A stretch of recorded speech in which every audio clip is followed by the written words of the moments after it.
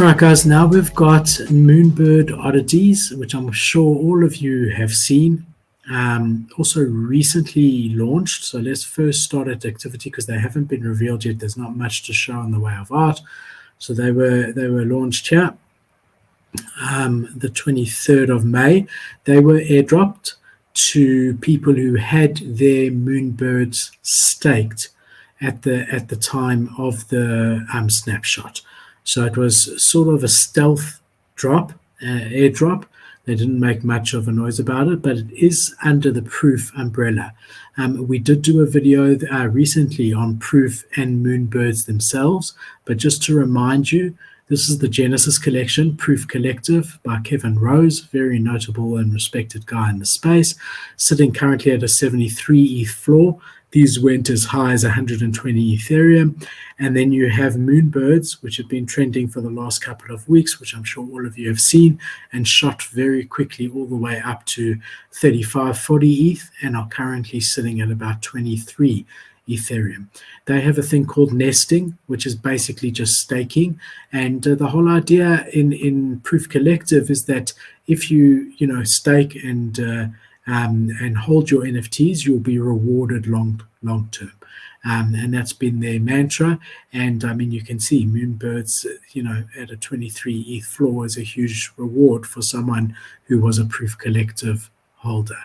So then we've had these Moonbird Oddities dropped recently, and there's not a huge amount of definitive information out there. We know it's part of the Proof Collective.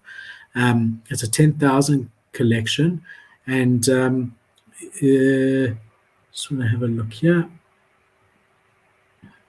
Okay, so it was airdropped to all holders who were nesting at the time of airdrop. The pellets are designed in collaboration with Gremplin. So we know Gremplin from Cryptodes, a well-respected artist, and will be revealing in July. So there's still about 55 days before they reveal. So yeah, it's going to be interesting to see with having such a long reveal time, what the floor does. Because usually before reveal, if it's a usual time period, like a week max or around there, the price tends to climb. And then obviously after reveal, there tends to be a dip because people, are waiting for res or whatever it may be. They don't like their particular one that they got. But here, having almost a 2-month before reveal, it's going to be interesting to see what the pricing does. And then just want to have a look here to give you all the right information.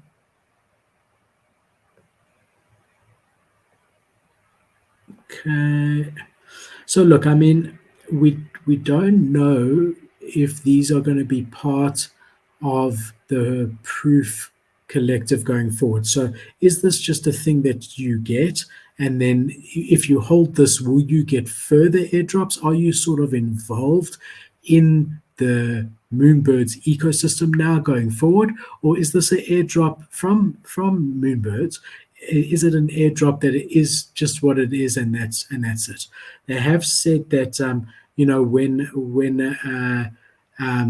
that there's going to be like different regurgitations of different like rats and mice and things like that. There's a whole thing going on, but people are not 100% sure. I do think that personally, my personal opinion, and obviously do your own research, I do think that they're not going to launch something under the Proof name and then forget about it. That's my inkling, even though there's nothing official. So I do think that it could be a good entry point to a massive ecosystem. If you're willing to stick around long term for it. But what the price is going to do in the next 55 days before reveal is absolutely anybody's guess, and no one can really tell you. If we jump here onto IC Tools, you can see here 24-hour volume down 43%, sales down 46%, the floor down about 3%, but the average price up about 5%. And if we just take a little bit of a view out here, you can see how stable the floor has remained. And I do imagine that once more information comes out on these, that if that information is positive, which it would be silly for it not to be, and these guys are not silly, that these could quite easily be sitting at about a 5 ETH floor. How long it takes to get there and what these actually end up being is anyone's guess. So yeah, that's where we're at with those. If we just jump onto the Oddities website over here, there is very little information. It's telling you how much longer until they're going to be revealed, the pellets, and you've got a link to OpenSea and to their Twitter. So if we jump onto their Twitter, they've got their own Twitter for the Oddities. You've got 22,000 followers, which, considering that this was a stealth airdrop, so people only really found out about it when it was launched a couple of days ago, is really quite good. I'll just make this bigger for you.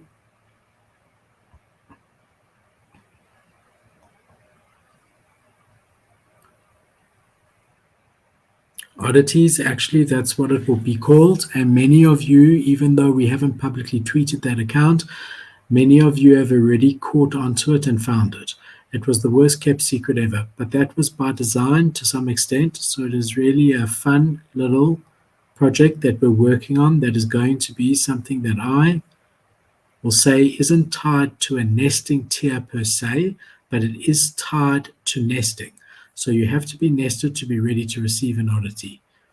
And I would say that, and just shut me up if I start speaking COVID, brain too much and saying too much, but when the obvious thing that there are to do with the derivative projects being like, what other ways can we expand the Moonbirds universe?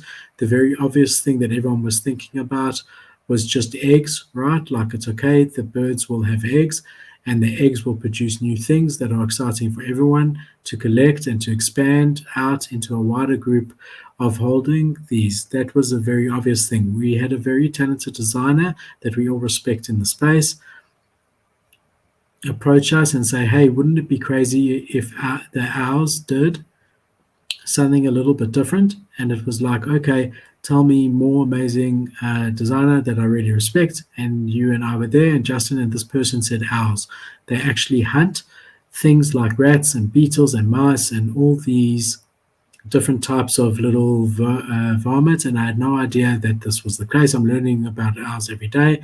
It's just insane. My owl knowledge has gone so high to like in 2 weeks. So it's apparently that these owls, they eat these little vermin, and then they didn't know science, but apparently I think everybody did, but you just dissect these pellets so that they actually create these things called pellets. They don't shit them out, they regurgitate them, they vomit them, little pellets, and then when you dissect them, inside of them, these little bones of creatures are there that they end up eating. It's horribly disgusting. Okay, that's it.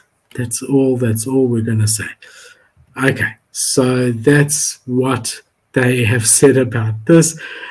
So again, they are hinting that, from this will be further things. Yeah, interesting one, guys, for sure. And again, a good entry into a huge ecosystem, in my opinion. But yeah, time will tell how the market receives all of it.